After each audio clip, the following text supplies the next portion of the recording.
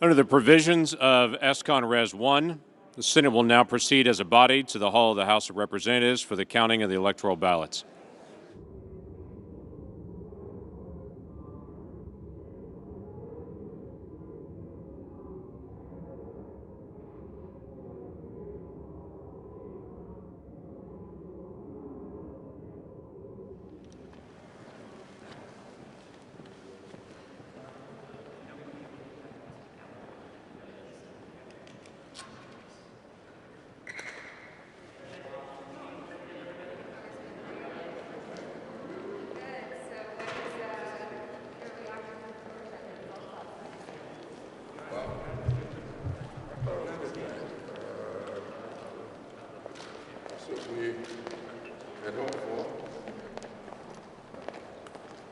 I think it's an interesting lesson there. Enjoy.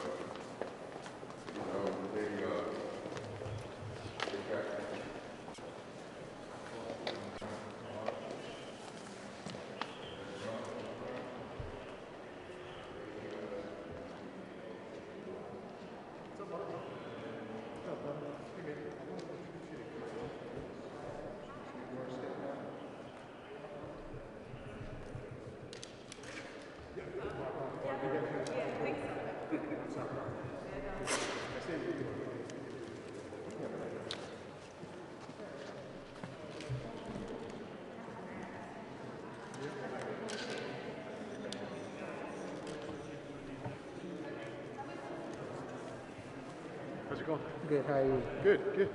Everything good with your position and the people in front of you? Yes, we've used this 4 times so far. Oh, wow. Okay. Yeah. Good. All right, so you're not concerned about people No, we're collecting? good, yeah. Okay, you're high enough? Yeah. Perfect. Cool. Okay. Thank you. You got it. Hey, how are you? Good. Should be interesting. This will be a very different kind of work. Yeah. We won't have pages carrying the electoral ballot boxes. We won't have as many senators. There's actually, who the heck knows how this is going to work? We'll find out soon.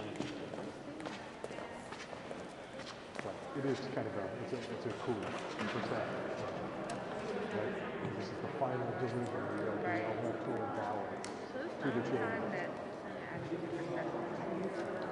So they do it for all joint meetings and joint sessions. Okay. Yeah. When do those usually occur? So a joint session, typically.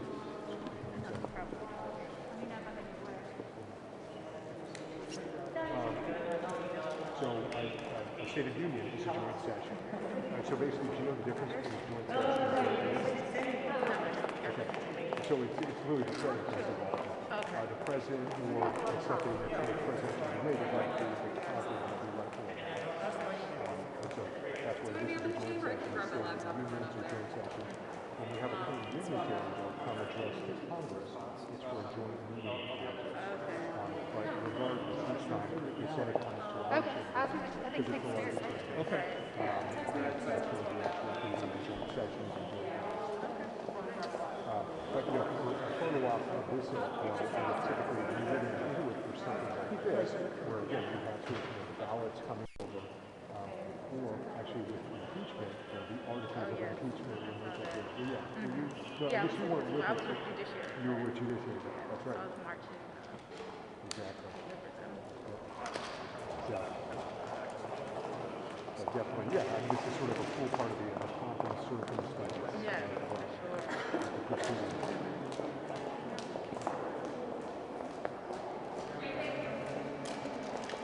And so, obviously we have this camera here, and that's the C-SPAN camera. They're positioned here because he can get the folks from the Senate coming this way. He can get the folks coming from the House to the Senate. Because obviously we expect them to retreat back and forth a few times dealing with the adjustments. Right.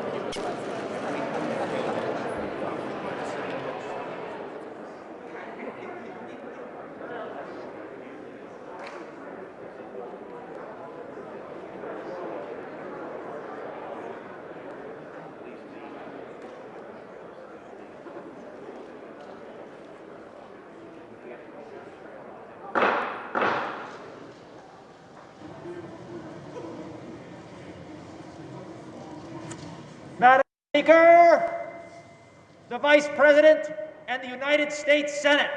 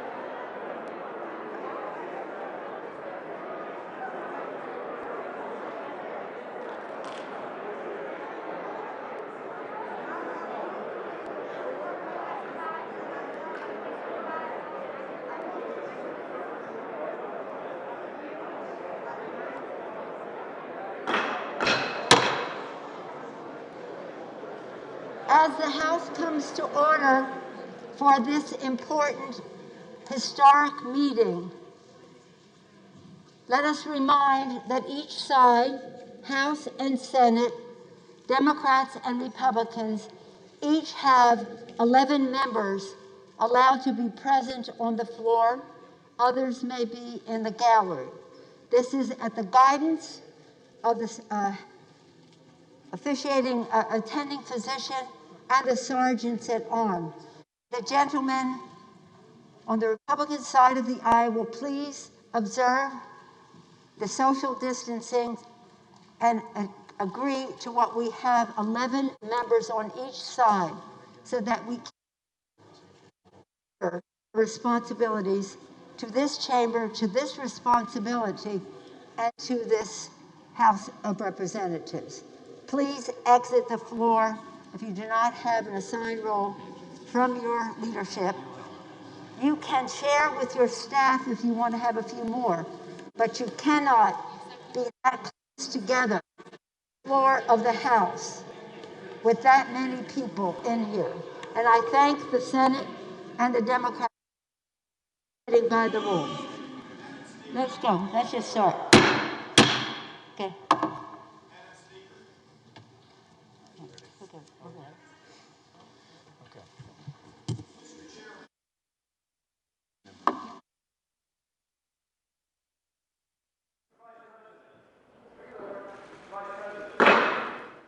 Madam Speaker and members of Congress, pursuant to the Constitution and the laws of the United States, the Senate and House of Representatives are meeting in joint session to verify the certificates and count the votes of the electors of the several states for President and Vice President of the United States. After ascertainment has been had that the certificates are authentic and correct in form, the tellers will count and make a list of the votes cast by the electors of the several states.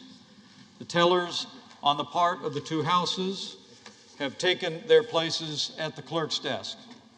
Without objection, the tellers will dispense with the reading of the formal portions of the certificates. After ascertaining that the certificates are regular in form and authentic, the tellers will announce the votes cast by the electors for each state, beginning with Alabama, which the parliamentarians advise me is the only certificate of vote from that state and purports to be a return from the state, and that has annexed to it a certificate from an authority of that state purporting to appoint or ascertain electors. Mr. Blunt. For what purpose does the gentleman from Virginia rise? Point of order, parliamentary inquiry, Mr. Vice President.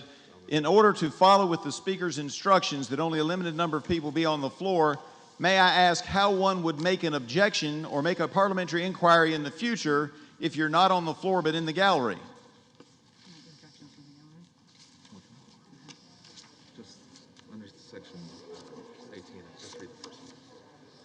Under Section 18 of Title III of the United States Code, debate is not permitted in the joint session.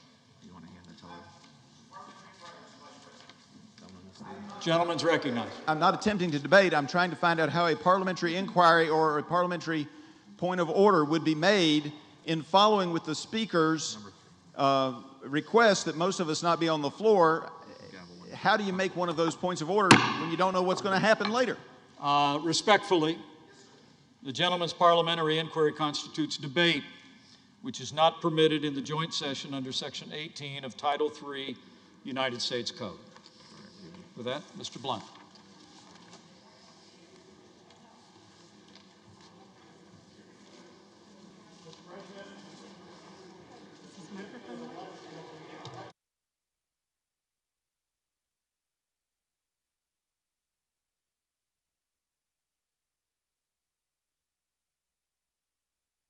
I don't think it's on.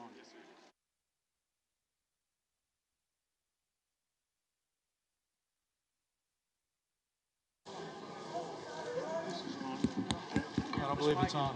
It's not on.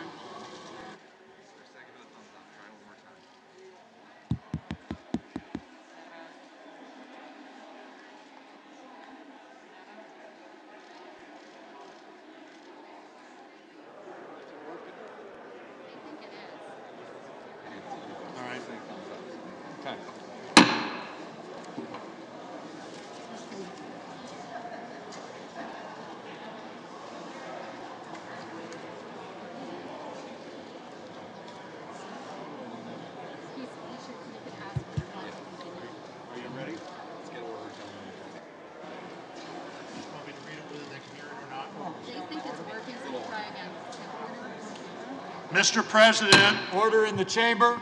Mr. President, Gentlemen will continue. the certificate of the electoral vote of the state of Alabama seems to be regular in form and authentic, and it appears therefrom that Donald J. Trump of the state of Florida received 9 votes for president, and Michael R. Pence of the state of Indiana received 9 votes for vice president.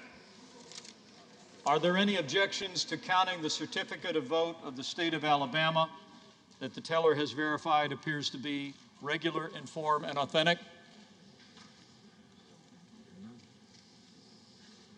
Hearing none. This certificate from Alaska, the parliamentarians advise me, is the only certificate of vote from that state that purports to be a return from the state, and that has annexed to it a certificate from an authority of the state purporting to appoint and ascertain electors.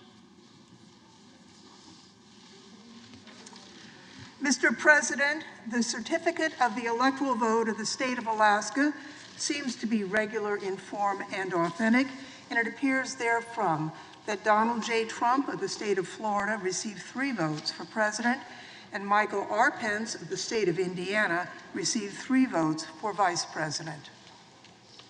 Are there any objections to counting the certificate of vote of the state of Alaska that the teller has verified appears to be regular in form and authentic?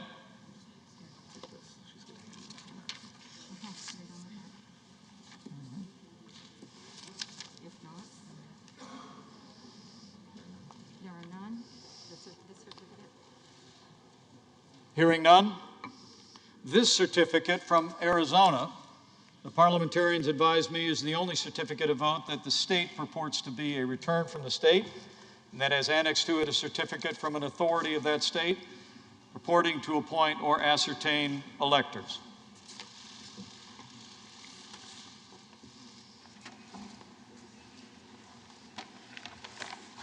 Mr. President, the certificate of the electoral vote of the state of Arizona seems to be regular in form and authentic, and it appears therefrom that Joseph R. Biden Jr.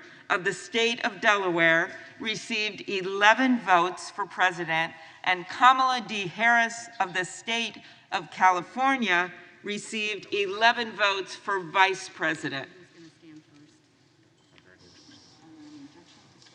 Are there any objections to counting the certificate of vote of the state of Arizona that the teller has verified appears to be regular in form and authentic? President, I, Paul Gosar from Arizona. For what purpose does the gentleman from Arizona rise? I rise up for myself and 60 of my colleagues to object to the counting of the electoral ballots from Arizona. Is the objection in writing and signed by a senator? Yes, it is. It is.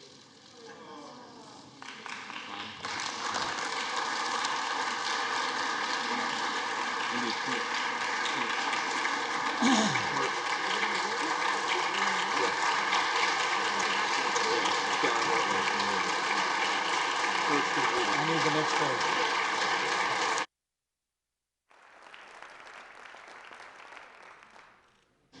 An objection presented in writing and signed by both a representative and a senator complies with the law, Chapter 1 of Title 3 of the United States Code. The clerk will report the objection.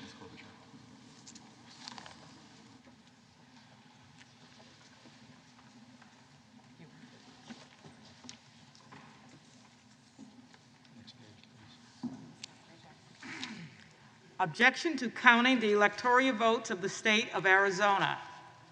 We, a member of the House of Representatives and a United States Senator, object to the counting of the electoral votes of the state of Arizona on the ground that they were not, under all of the known circumstances, regularly given.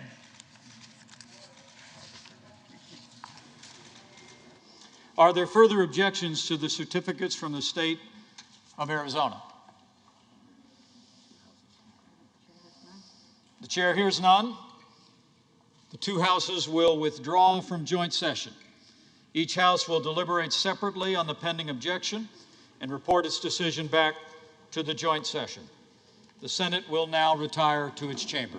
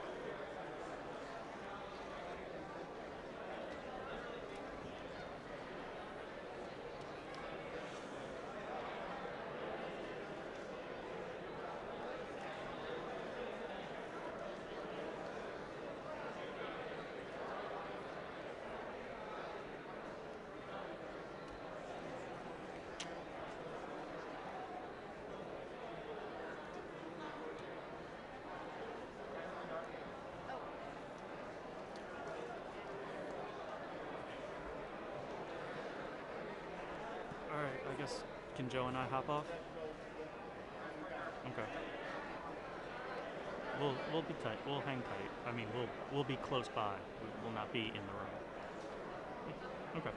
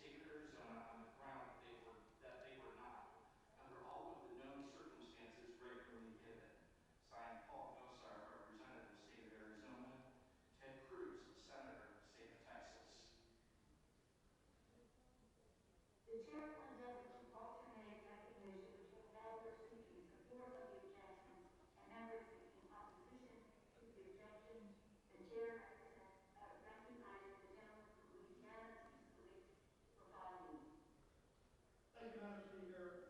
I rise today to object to a number of states that did not follow the constitutional requirement for selecting electors.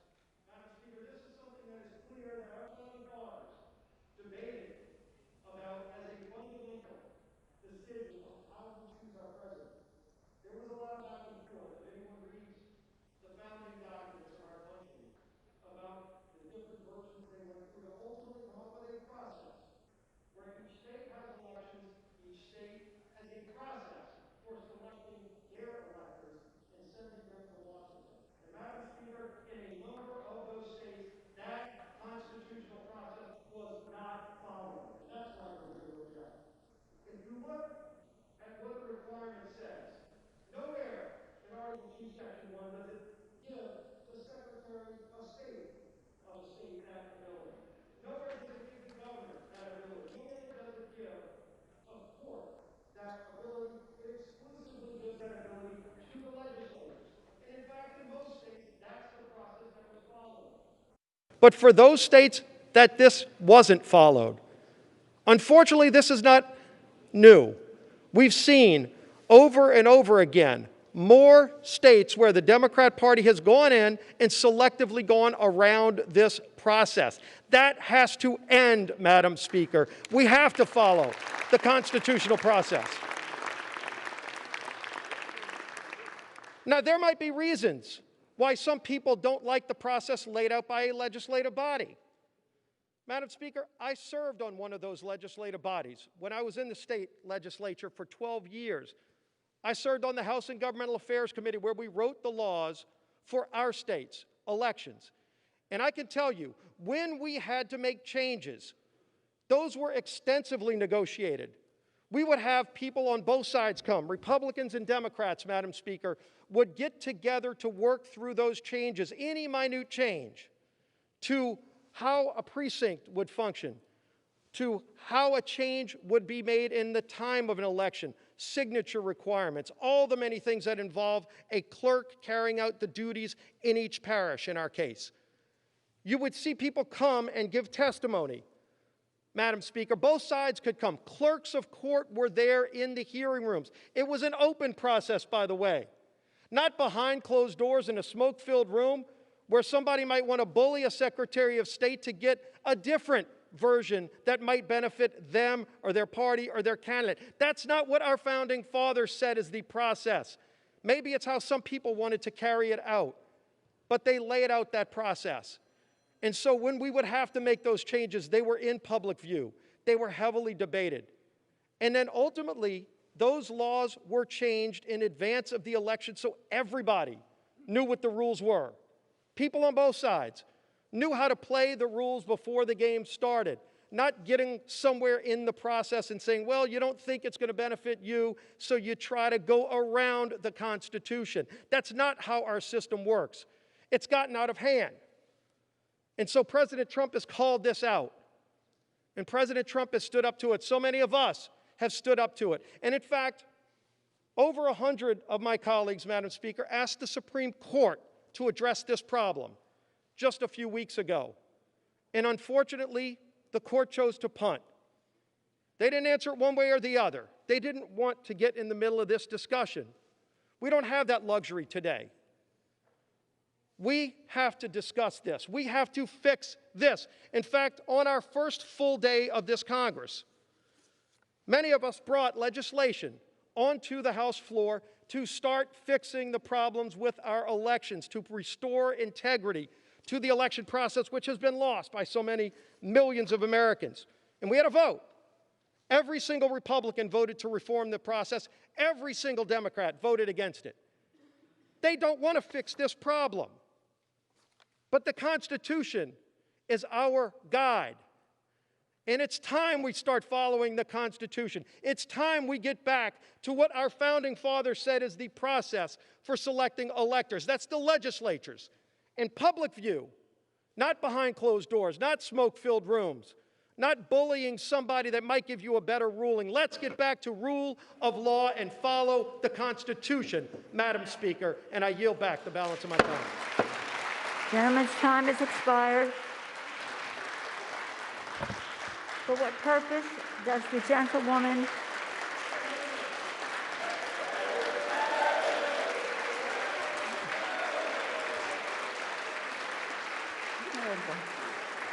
It's over now. I thought it was Jamie. For what purpose does the gentlewoman from California seek recognition? To strike the last word. Without objection, the gentlewoman is recognized for Madam 5 Speaker, minutes. Madam Speaker, this day marks a crossroads for American democracy. Those who object to the counting of the Electoral College votes, which reflect the votes of the American people, want to substitute their preferences for the voter's choice. That's not what our Constitution requires, and it's at odds with the American Democratic Republic. If Congress selects the next president instead of American voters, we'll have no need for an electoral college. In fact, we'd have no need for presidential elections at all. We'd be moving from a government elected by the people to a government selected by those already governing. That's not America. In the United States, we abide by the choices of the people, not an elite few. The framers of our Constitution considered whether to have Congress select the president and specifically rejected it. Instead, they wrote Article 2 and the 12th Amendment. Article 2 creates the Electoral College, where each state appoints electors. Laws of all 50 states and D.C. require electors to vote for the winner of the state's popular election. Each state provides for the orderly conduct of elections, including lawful challenges, recounts, and the like. The 12th Amendment is what brings us to today. It says the electors meet in their states. That happened December 14th. The amendment says the electors shall cast their votes, sign and certify them, transmit them to a seal. That's been done. The sealed envelopes containing the signed, certified ballots from each state's electors, reflecting the votes of the people, were in those mahogany boxes. The 12th Amendment directs the President, as the Vice President, as the President of the Senate, to do only this: open the sealed envelopes, and then the vote shall be counted.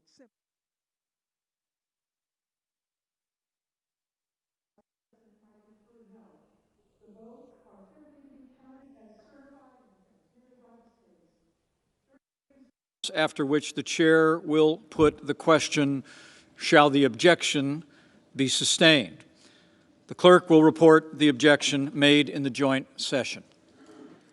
Objection from Representative Gozar from Arizona and Senator Cruz and others. We, a member of the House of Representatives and a United States Senator, object to the counting of the electoral votes of the state of Arizona on the grounds that they were not, under all of the known circumstances, regularly given. Majority Leader.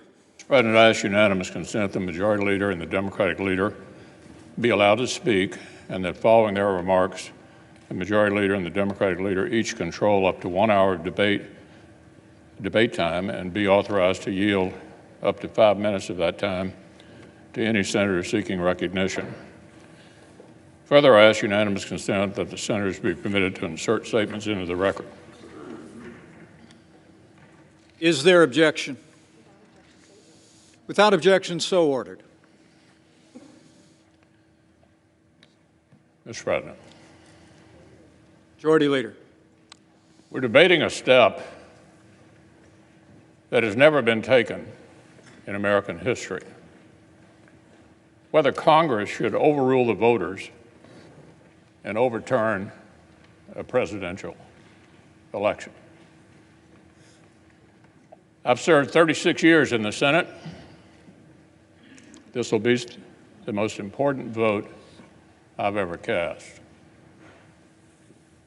President Trump claims the election was stolen. The assertions range from specific local allegations to constitutional arguments to sweeping conspiracy theories. I supported the president's right to use the legal system. Dozens of lawsuits received hearings in courtrooms all across our country. But over and over, the courts rejected these claims, including all-star judges whom the president himself has nominated. Every election, we know, features some illegality and irregularity, and of course, that's unacceptable. I support strong state-led voting reforms. Last year's bizarre pandemic procedures must not become the new norm. But my colleagues, nothing before us proves illegality anywhere near the massive scale that would have tipped the entire election. Nor can public doubt alone justify a radical break when the doubt itself was incited without any evidence. The Constitution gives us here in Congress a limited role. We cannot simply declare ourselves a national board of elections on steroids.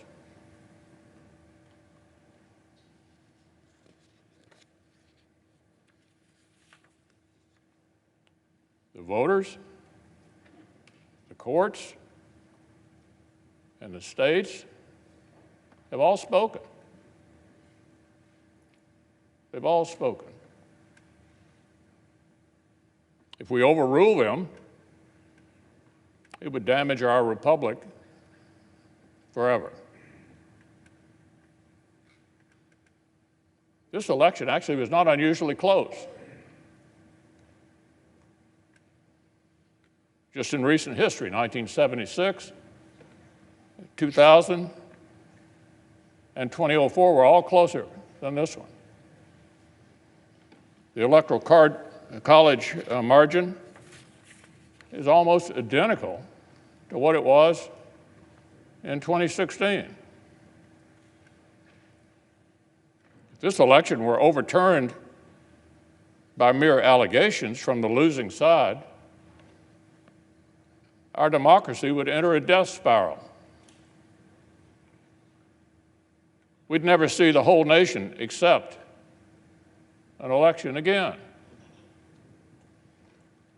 Every 4 years would be a scramble for power at any cost.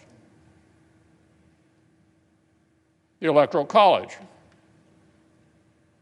which most of us on this side have been defending for years, would cease to exist, leaving many of our states with no real say at all in choosing a president. The effects would go even beyond the elections themselves. Self-government, my colleagues, requires a shared commitment to the truth and a shared respect for the ground rules of our system. We cannot keep drifting apart into two separate tribes with a separate set of facts and separate realities, with nothing in common except our hostility towards each other and mistrust for the few national institutions that we all still share. Every time in the last 30 years that Democrats have lost a presidential race, they've tried a challenge just like this. After 2000, after 2004, after 2016. After 2004, a senator joined and forced the same debate. And believe it or not, Democrats like Harry Reid, Dick Durbin, and Hillary Clinton praised them and applauded the stunt. Republicans condemned those baseless efforts back then, and we just spent 4 years condemning Democrats' shameful attacks on the validity of President Trump's own election. So look, there can be no double standard. The media that is outraged today spent 4 years aiding and abetting Democrats' attacks on our institutions after they lost. But we must not imitate and escalate what we repudiate. Our duty is to govern for the public good. The United States Senate has a higher calling than an endless spiral of partisan vengeance. Congress will either override the voters, overrule them, the voters, the states, and the courts for the first time ever, or honor the people's decision. Will either guarantee Democrats' delegitimizing efforts after 2016 become a permanent new routine for both sides, or declare that our nation deserves a lot better than this. We'll either hasten down a poisonous path where only the winners of election actually accept the results, or show we can still muster the patriotic courage that our forebears showed not only in victory but in defeat. The framers built the Senate to stop short-term passions from boiling over and melting the foundations of our republic. So I believe protecting our constitutional order requires respecting the limits of our own power. It would be unfair and wrong to disenfranchise American voters and overrule the courts and the states on this extraordinarily thin basis. And I will not pretend such a vote would be a harmless protest gesture while relying on others to do the right thing. I will vote to respect the people's decision and defend our system of government as we know it. Leader.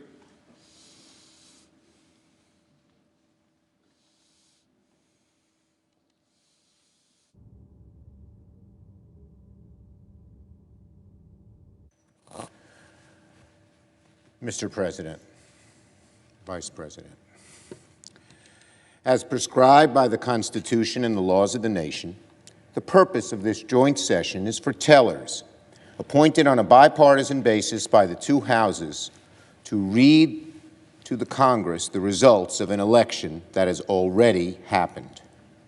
We are here to receive an announcement of a vote that has already been certified by every state in the Union and confirmed by the courts many times over. We're here to watch the current Vice President open envelopes and receive the news of a verdict that has already been rendered. It is a solemn and august occasion, no doubt, but it is a formality. The Congress does not determine the outcome of elections, the people do. The Congress is not endowed with the power to administer elections. Our states are given that power. By the end of the proceedings today, it will be confirmed once again something that is well known and well settled. The American people elected Joe Biden and Kamala Harris to be the next President and Vice President of the United States. And yet, a number of our colleagues have organized an effort to undermine and object to that free and fair election. They're in the minority. They will lose. They know that. They have no evidence of widespread voter fraud upon which to base their objections. That's because there is none. There is none. Not brought before any of the courts successfully. They know that President Trump and his allies have suffered a defeat in court after court across the country, losing no fewer than 62 legal challenges. And I might add, many Republican-appointed judges, some appointed by President Trump, rendered those decisions. They know You all know that Joe Biden and Kamala Harris are going to be sworn in as President and Vice President of the United States on January 20th. But they are going to object to the counting of the vote anyway, and in the process, they will embarrass themselves, they will embarrass their party, and worst of all, they will embarrass their country. This insurrection was fortunately discouraged by the leadership of the majority party, but it was not quelled. It is a very sad comment on our times that merely accepting the results of an election is considered an act of political courage. Sadder and more dangerous still is the fact that an element of the Republican Party believes their political viability hinges on the endorsement of an attempted coup.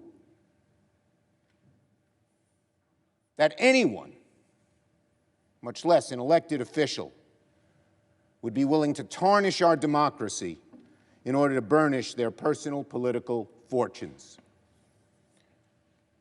Over the course of the afternoon, and however far into the evening this band of Republican objectors wants to take us, senators of goodwill from both sides of the aisle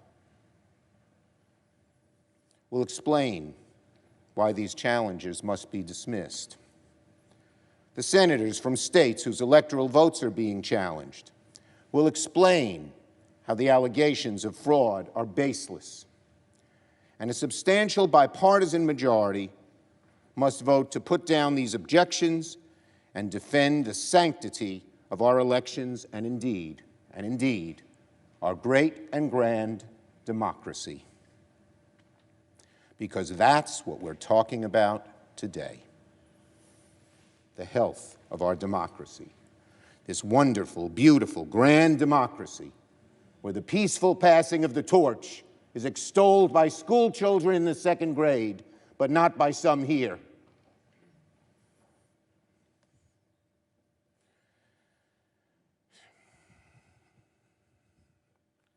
As we speak, half of our voters are being conditioned by the outgoing president to believe that when his party loses an election, the results must not be legitimate. As we speak, the eyes of the world are on this chamber, questioning whether America is still the shining example of democracy, the shining city on the hill. What message we send today? What message will we send today to our people, to the world that has so looked up to us for centuries?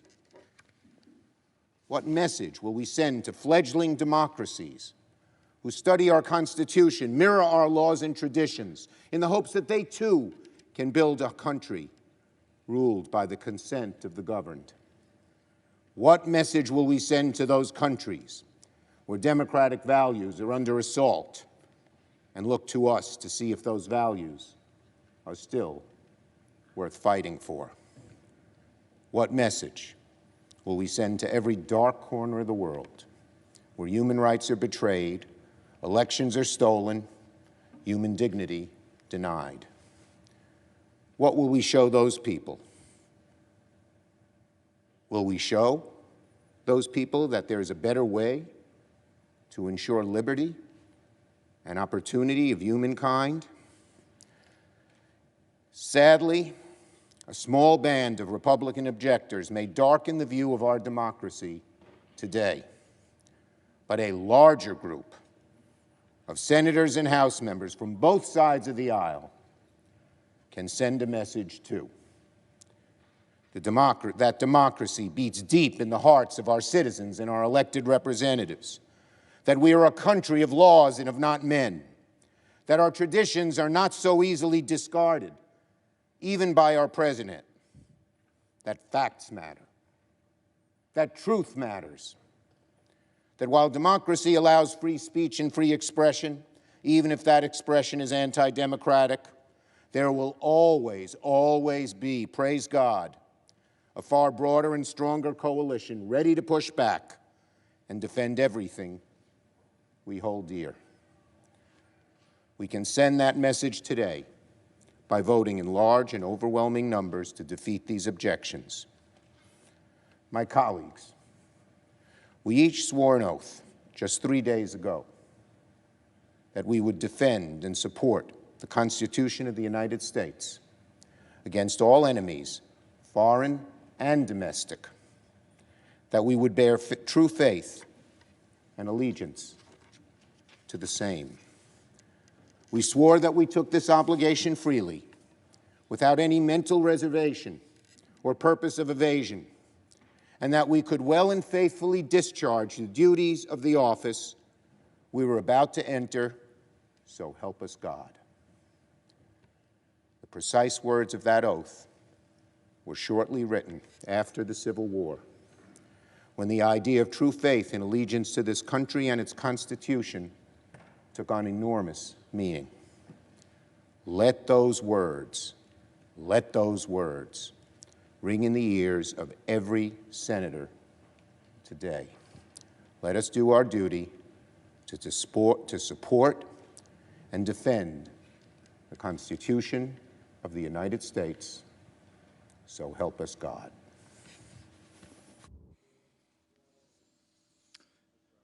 Majority Leader. I yield up to 5 minutes to the Senator from Texas, Senator Cruz.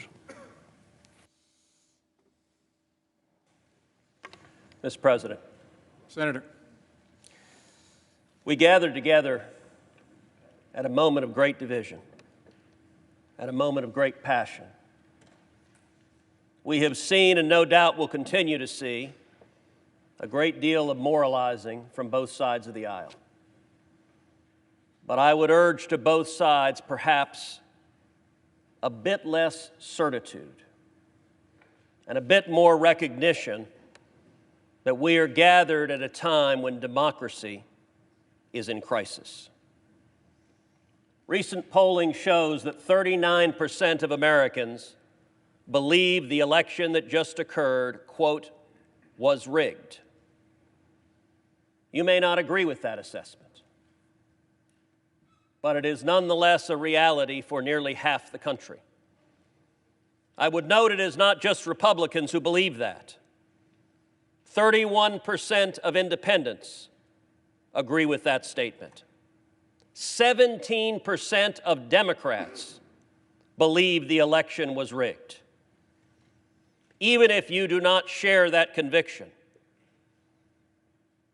it is the responsibility, I believe, of this office to acknowledge that is a profound threat to this country and to the legitimacy of any administrations that will come in the future. I want to take a moment to speak to my Democratic colleagues. I understand your guy is winning right now. If Democrats vote as a bloc, Joe Biden will almost certainly be certified as the next president of the United States. I want to speak to the Republicans who are considering voting against these objections. I understand your concerns, but I urge you to pause and think. What does it say to the nearly half the country that believes this election was rigged if we vote not even to consider the claims of illegality and fraud in this election? And I believe there's a better way. The leaders just spoke about setting aside the election. Let me be clear, I am not arguing for setting aside the result of this election. All of us are faced with two choices, both of which are lousy. One choice is vote against the objection.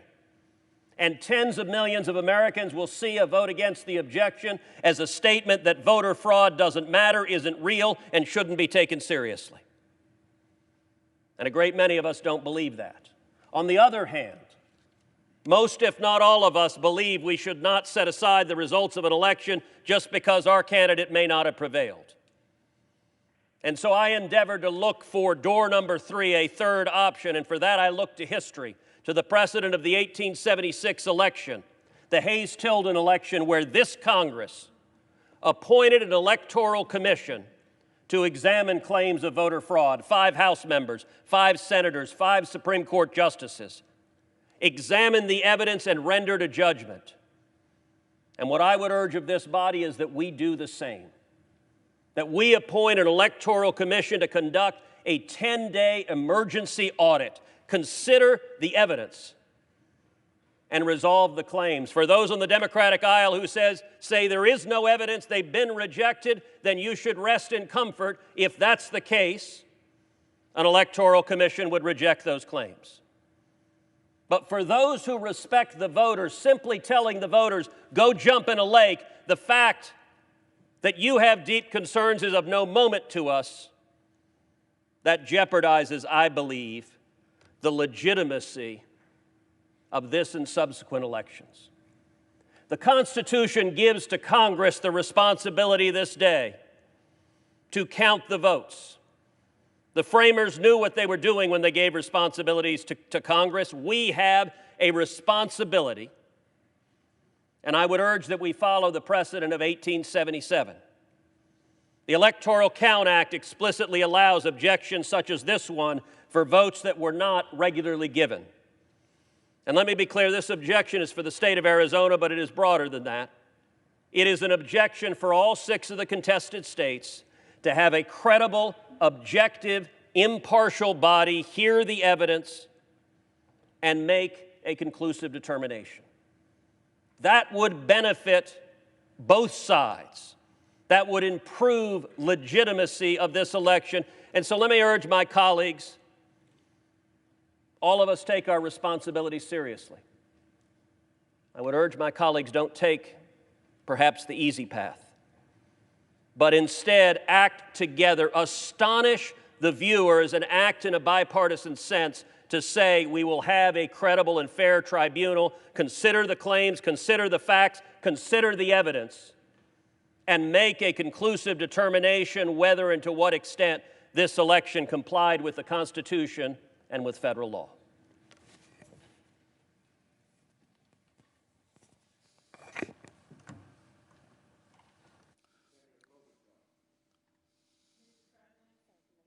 Senator from Minnesota.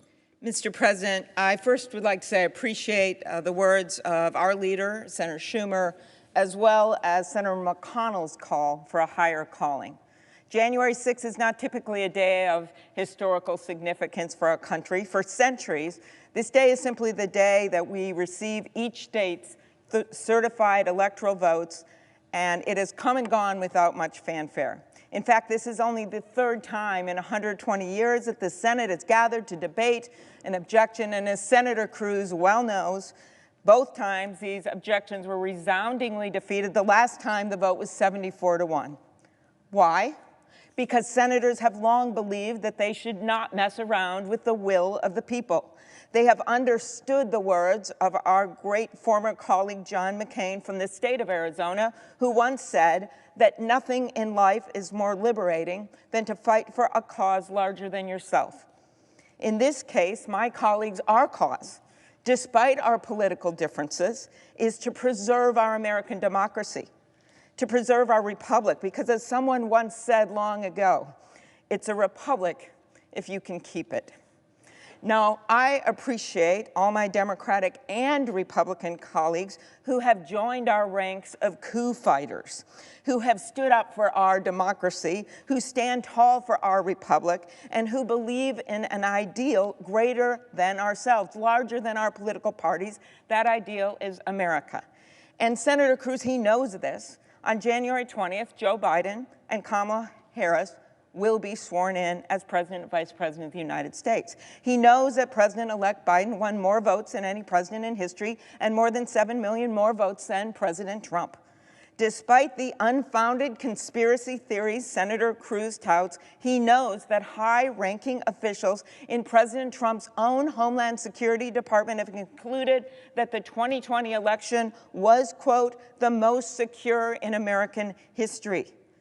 And if he wants to improve the numbers in his own party that he just mentioned of people believing in our elections, maybe he should start consulting with them. Or maybe he should start consulting with former Attorney General Barr, who said that he has found no evidence of widespread fraud in the 2020 election. We don't have to go back to 1877, my colleagues. Senator Cruz knows that 80 judges, including conservative judges, including judges confirmed in this chamber, nominated by President Trump, has thrown out these lawsuits, calling them baseless, inadequate, and contrary both to the plain meaning of the constitutional text and common sense. And he knows that all 10 living defense secretaries, including both of Trump's defense secretaries, Dick Cheney, Donald Rumsfeld, William Cohen, he knows that all these leaders have come together to say that these scurrilous attacks on our democracy must stop and we must allow for a peaceful transition of power. Senator Sinema will fill you in on these specific facts as to why this election was sound and true in Arizona, but a summary. President Trump received 1,661,686 votes in the state. President-elect Biden won 1,672,143 votes, meaning that he won the state by 10,457 votes. On November 30th, after Arizona's Republican governor, the Secretary of State, the Attorney General, and the conservative Chief Justice of the Arizona Supreme Court certified the results of the election, the governor actually said, "We do elections well here in Arizona. The system is strong." 8 post-election lawsuits brought in Arizona to challenge the results were dismissed by judges. 9 members of the House from Arizona were elected in the same election, including 4 Republicans. And colleagues, I did not see Senator Cruz over at their swearing in the House of Representatives last Sunday asking for an audit. He did not stop their swearing in because there was no fraud. And he did not ask for an audit because we had a fair election. I will end with this. My friend Roy Blunt, my fellow Rules Committee leader, many years ago found a statue, a bust of a man at the top of a bookcase. He did research. He went to the historians, and all he could find out was that no one knew who this guy was, except that he was a cleric. Hence, the statue is called the Unknown Cleric. Now, at the time, our leaders thought this man important enough that they would warrant a statue for him. But today, no one knows who he is. Senator Blunt's message to school kids and senators alike that visit his office when he shows them the statue, what we do here is more important than who we are. Senators, what matters is not our futures, not our own short-term destinies. What matters is our democracy's destiny. Because I think many of us know that people will not know who we are 100 years from now or 200 years from now. But what they will know is this. They will know what we did today, how we voted today, and that is more important than who we are. It's a republic if we can keep it. Thank you, Mr. President. I yield the floor. Majority Leader. I yield up to 5 minutes to the Senator from Pennsylvania, Senator Toomey. Senator from Pennsylvania. Thank you, Mr. President, and I intend later to address the specifics of Pennsylvania if and when an objection is raised with regard to Pennsylvania. For now, I want to address my remarks to what I think is the fundamental question being posed by the objectors. And that is, does Congress have the constitutional authority to decide which states' electoral college votes should be counted and which should not, based on how well we think they ran their elections?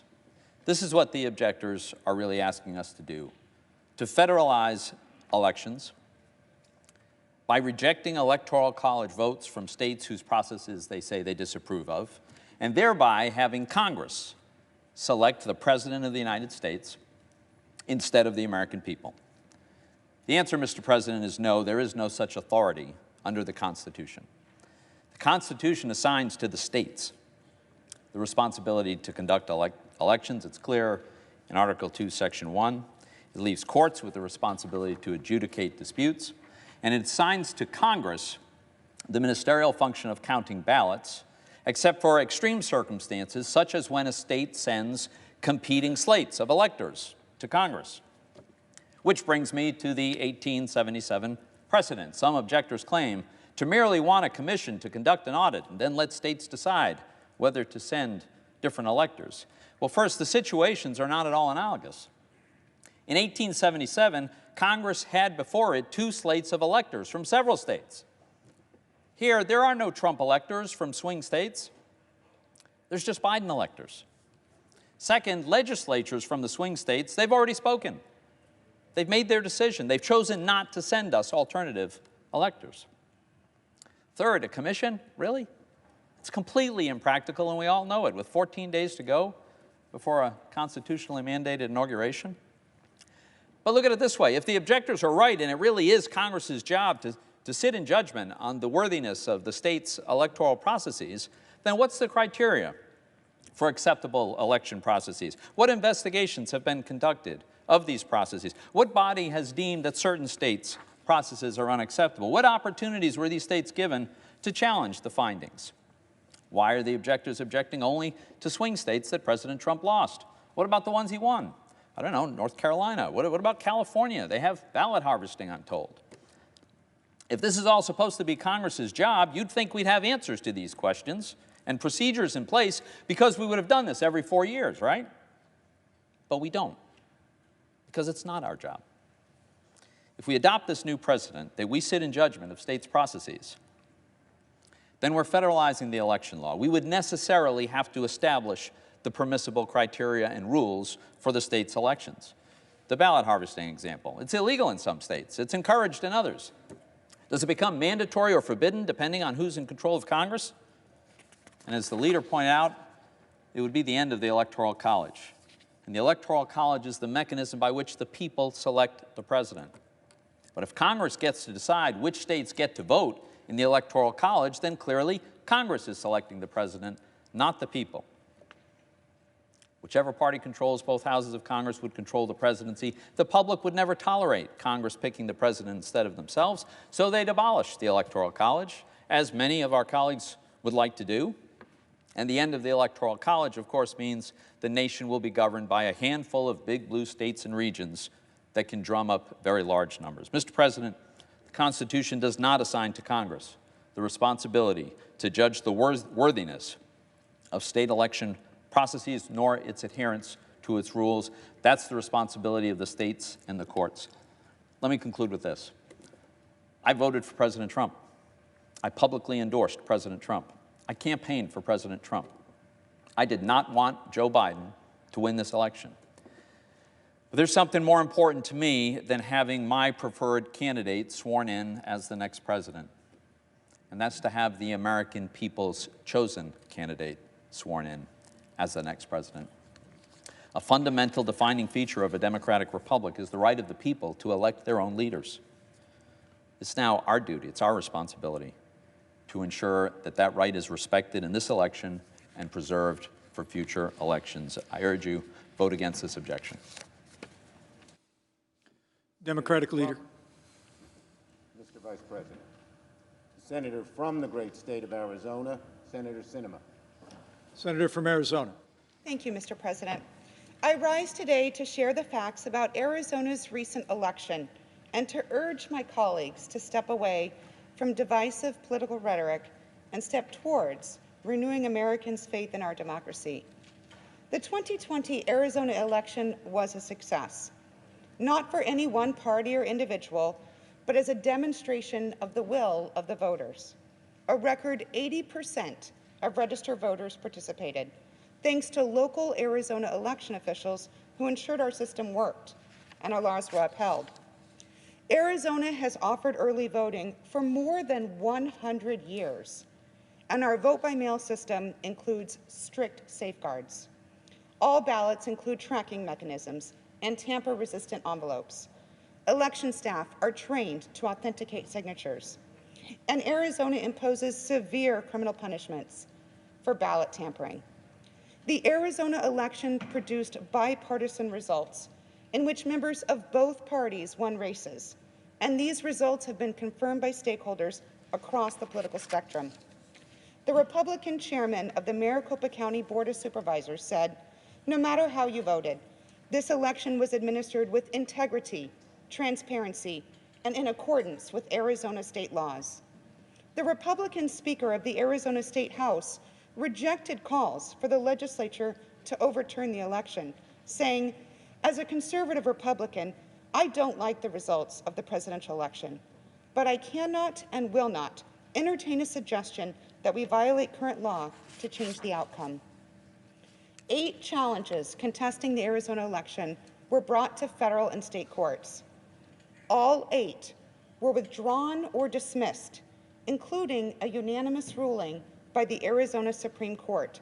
The Chief Justice wrote, "The challenge fails to present any evidence of misconduct or illegal votes, let alone establish any degree of fraud or a sufficient error rate that would undermine the certainty of the election results." During a recent committee hearing, I asked a simple question of the former Director of Cybersecurity and Infrastructure Security. Did he find any evidence disputing the integrity or fairness of Arizona's election? His answer was simple: no. Arizona and our 15 counties should be congratulated for running a secure election. Perhaps the most heartening demonstration of Arizona's election success is Jocelyn from Phoenix. Jocelyn is 18 years old and was a first-time voter in 2020. So was Rachel from Tucson, and 1,000 more Arizonans who for the first time exercised their constitutional right to decide their own leaders. Today's challenge to Arizona's election fails any factual analysis. More disturbingly, it seeks to rob Jocelyn and Rachel and more than 3 million Arizonans of a free, fair election. Those of us who are trusted with elected office are first and foremost public servants. We serve our constituents. We do not seek to substitute our personal ambitions for the will of the American people. Our system allows for a continuous contest of ideas, and those voters who support the losing side of a free, fair election have not been disenfranchised. Rather, they maintain just as an important a voice in America's future, and leaders have a duty to serve all of our constituents, including those who voted for other candidates. Great leaders in our history face the choice of whether to take an action strengthening our democracy, even if a different action would better serve their political ambitions. Many are revered today because they chose our republic over their self-interests, including my personal hero, Senator John McCain. Following his presidential loss, Senator McCain said, "The American people have spoken. Senator Obama and I have argued our differences, and he has prevailed. Whatever our differences, we are fellow Americans." He spoke to the nearly 60 million Americans who voted for him, saying, "It is natural tonight to feel some disappointment, but tomorrow we must move beyond it and work together to get our country moving again." Senator McCain was right. Today we have serious, significant work to do, beating this pandemic and reviving our economy. I urge my colleagues to follow the example of Senator John McCain and so many others, reject this meritless challenge, and uphold the will of Arizona voters. Thank you. Majority Leader. Mr. President, I yield up to 5 minutes to the Senator from Oklahoma, Senator Lankford. Senator from Oklahoma.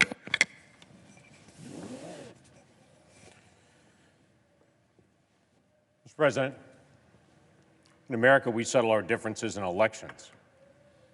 What happens if you don't trust the election count, or you're concerned that so many courts denied or dismissed cases within hours after they were given thousands of pages of evidence? The reason we have a Congress to settle our nation's divisions and the rules of the Senate make sure that every opinion in the nation is heard is so issues like this can be addressed.